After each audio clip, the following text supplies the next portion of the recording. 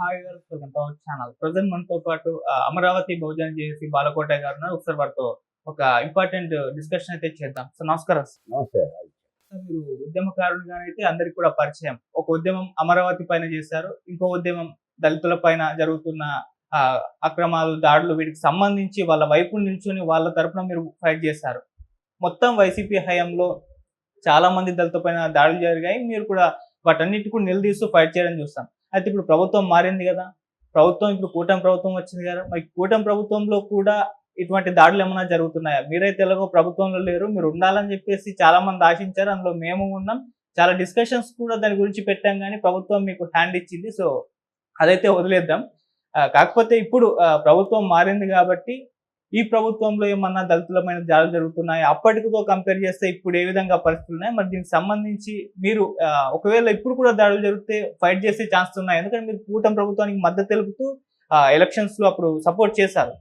ఇప్పుడు అదే ప్రభుత్వంలో దళితులపైన దాడులు జరిగితే మీరు తిరగబడతారా? ఫైట్ చేస్తారా? అసలు ఏం చెప్తారు మీరు దీనికి సంబంధించి? మీకు పాతకాలంలో సినిమా పాట ఒకటి ఉంది.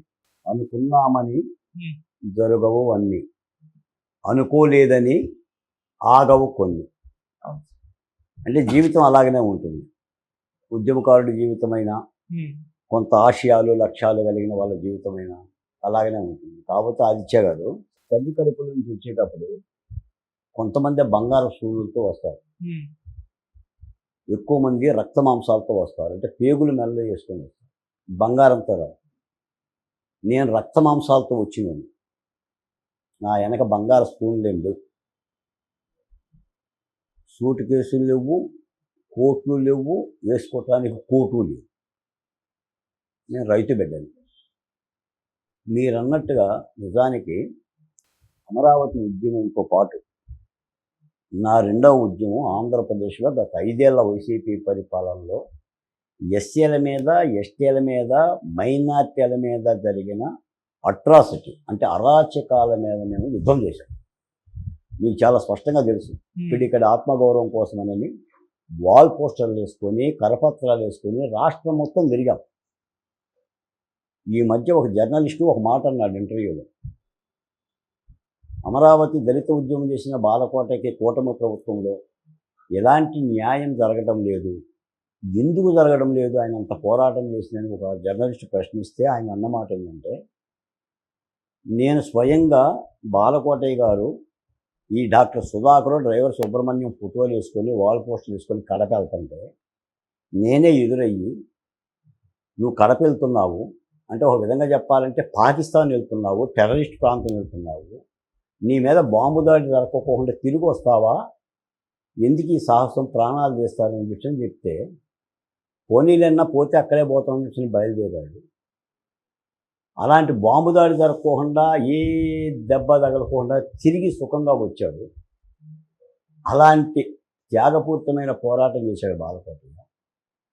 మరి ఆయన పోరాటాన్ని కూటమి ప్రభుత్వం గుర్తించడంలో మొట్టమొదటి ఉంటాడని అందరూ ఆశించారు, అమరావతి నుంచి అమెరికా వరకు. కానీ గుర్తించలేకపోతున్నారని చెప్పేసి వాపోయాడు. నా మాటగా నేనేం చెప్తున్నానంటేనండి, నేను ఈ గడ్డ మీదే పుట్టాను, ఈ గడ్డ మీదే చంపబడ్డాను. పునరపి జననం, పునరపి మరణం. నాకు కర్మ సిద్ధాంతం తెలియదు కానీ మళ్ళీ మళ్ళీ పుట్టిన చోటనే చంపబడుతున్నాను. నిజానికి మేము మా దళిత బహుజన కులాలకు సంబంధించిన ఉచ్ఛ్వాస నిశ్వాసాలు డాక్టర్ బిఆర్ అంబేద్కర్ గారు చూపించిన మార్గంలో తెలిసే మార్గదర్శకులు. మేము మా జాతికి పూర్తి స్థాయి పరిష్కారాలు చేర్చలేము కానీ ఆత్మశైర్యం ఇవ్వగలం, ఆత్మ బలం ఇవ్వగలం, పోరాడే శక్తి ఇవ్వగలం, సంఘటితత్వంగా కలిగే ఆ యొక్క శక్తిని అందించగలం. మేము అలా జీవితాలను నేను పెట్టుకున్నాం.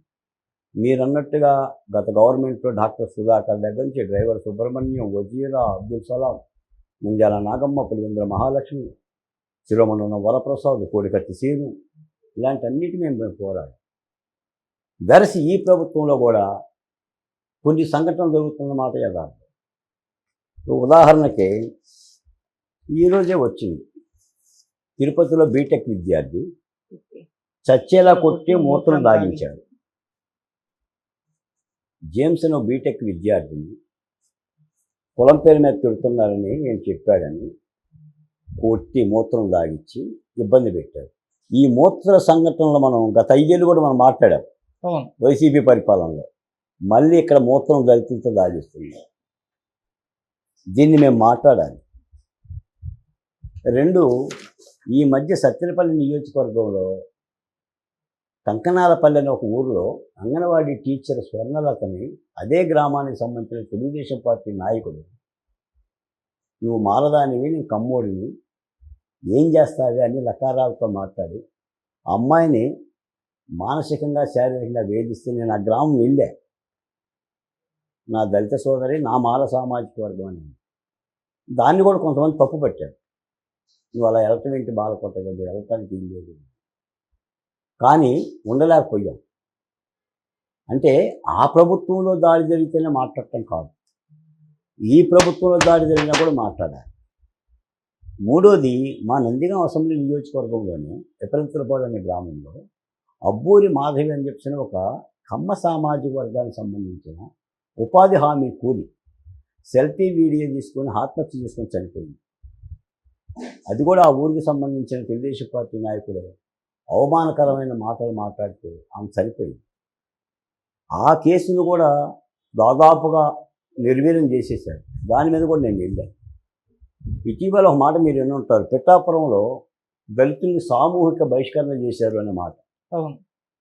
అంటే ఈ సంఘటనలో నిజానికి మేము ఆశించింది ఏంటంటే, గత ప్రభుత్వంలో ఇటువంటి రంపపు కోతలు జరిగింది, ఈ ప్రభుత్వంలో ఏదైనా భాగం కల్పిస్తే, న్యాయం జరిగితే, ఈ ప్రభుత్వం తరపున ఇలాంటి సంఘటనల పట్ల చట్టపరమైన చర్యలు తీసుకోవటానికి, వాటిని కాస్త స్పీడప్ చేసుకోవటానికి, వాళ్ళ కొంత అభయం అవటానికి ఉపయుక్తం అవుతుంది మాలాంటి వాళ్ళ యొక్క కృషి అని ఆశించాం.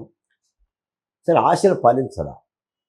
ఆశలు ఫలించకపోయినా కూడా ఏంటంటే దానికోసమే కూర్చునే వ్యక్తులం కాదు మేము. పదవి ఒక గౌరవమే, పదవి మాకు ముక్తి కాదు. ఎందుకంటే కొంతమంది రాజకీయ నాయకులకే ముక్తి, ఒక అభయం మాకు. కాబట్టి అలల తలల నుంచో సముద్రం ఒకటి మోకాల దగ్గర మొరగదన్నట్టుగా కాలానుగుణంగా పరిస్థితులు చూస్తుంటే ఆంధ్రప్రదేశ్లో మళ్ళీ బాలకోటే మాట్లాడాలని అనిపిస్తుంది. ఆల్రెడీ మాట్లాడటం కూడా మొదలుపెట్టారు. ఇలా మాట్లాడటం కూడా కొంత ప్రభుత్వానికి ఇబ్బందికరమైన వాతావరణం వాళ్ళు భావిస్తే భావించవచ్చు. కానీ ఈ చిన్న చిన్న సంఘటనలు ఇవి నిజానికి ఏంటంటే వాళ్ళకి చిన్న సంఘటనలు, మాకు చాలా గాయపడే సంఘటనలు. ఎందుకంటే దళిత బహుజన కులాలు, మీరు డాక్టర్ సుధాకర్ వీడియోలు మనం ఎన్నిసార్లు మాట్లాడామండి. అసలు సుధాకర్ మాట లేకుండా పవన్ కళ్యాణ్ గారు కానీ, చంద్రబాబు నాయుడు గారు కానీ, లోకేష్ గారు కానీ ఏ రాజకీయ నాయకుడిని ఉపన్యాసం చెప్పాడండి? మరి డాక్టర్ సుధాకర్నేమో అంత ఎత్తున ఎత్తి పట్టుకొని మాట్లాడాం. ఆ సుధాకర్ వారసులైన బాలకోట లాంటి వాళ్ళేమో ఓ ప్రశ్నార్థకంగా నిలబడ్డారు. ఇది ఎక్కడ న్యాయం? అంటే ఇది ప్రజలకు గమనించరా? అంటే నేనేదో ఆశ కొద్దీ నాకు రావట్లేదు బాధతో నేను అంటున్నా. నేను గతంలో మీకు చెప్పేవాడినండి, కుంతీదేవికి 5 పిల్లగాలు, ధర్మరాజు, భీముడు, అర్జునుడు, నకుల సహదేవుడు. 5కి అన్నం పెట్టిందా? 2-3కి అన్నం పెట్టిందా? అది అనేది 5కి అన్నం పెడుతుంది కదండి. మరి ఆంధ్రప్రదేశ్ కోట ప్రభుత్వంలో కూడా మాలలు ఉన్నారు, మాదిగలు ఉన్నారు, రెల్లులు ఉన్నారు, ముస్లింలు ఉన్నారు, ఉద్యమకారులు ఉన్నారు, నాటి ప్రభుత్వం మీద కలబడ్డోళ్ళు ఉన్నారు, తిరగబడ్డోళ్ళు ఉన్నారు. మరి అందరికి అన్నం పెట్టాలి కదా.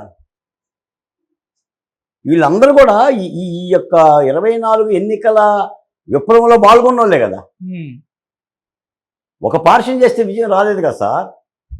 నేల కదిలింది అంటే ప్రజలు సామూహికంగా అమరావతి ఉద్యమం ఉందండి. అమరావతి ఉద్యమం మీకు తెలియదేమో చెప్పండి.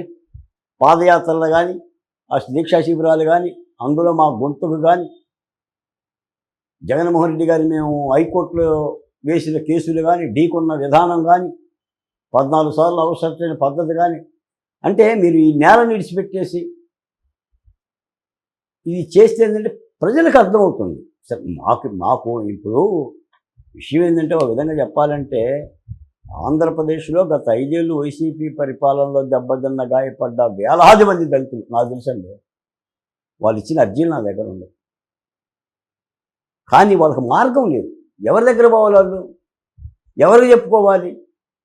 ఒక ప్రశ్న అడుగుతాం మీకు ఆదిత్య. సార్. మద్యం కుంభకోణం 30,000 కోట్లు అని చెప్తున్నారు, ఉమ్, లేదా 18,000 కోట్లు అని లావు శ్రీకృష్ణ గారు చెప్పారు. ఇసుక దందా 8,000 కోట్ల రూపాయలు చెప్తున్నారు. అప్పులు 14 లక్షల కోట్లు అని చెప్తున్నారు. 14, 10, 20. అసలు 5 ఏళ్లలో ఆంధ్రప్రదేశ్లో దళితులు ఎంతమంది చచ్చిపోయారు? మహిళలు ఎంతమంది చచ్చిపోయారు? ఎన్ని ప్రాణాలు పోయినాయి? ఎన్ని మానాలు పోయినాయి? ఎస్టీలు ఎంతమంది చనిపోయారు? బీసీలు ఎంతమంది చనిపోయారు? మైనార్టీలు ఎంతమంది చనిపోయారు? ఈ లెక్కలు ఉన్నాయండి. ఈ లెక్కలు చెప్పాల్సిన ధర్మం ఉంది కదండి. ఉమ్, నాలాంటి వాళ్ళ లెక్కలు చెప్పాలి కదండి. అవును సార్. మరి ఆ లెక్కలు చెప్పిన తర్వాత for SC ST atrocity act కింద చట్టపరంగా ఆ బాధిత కుటుంబాలకు ఏమి ఇచ్చామో చెప్పాలి కదండి. ఉమ్, ఎలా ఆదుకున్నామో చెప్పాలి కదా. మాలాంటి వాళ్ళ వల్ల కార్యసాధన అవుతుంది. మరి ఇవన్నీ ప్రజలు చూడరండి. మరి ఈరోజు కూటమి ప్రభుత్వంలో కూడా సంఘటనలు జరుగుతున్నాయి. మరి వీటికి భరోసా ఎవడిస్తాడండి?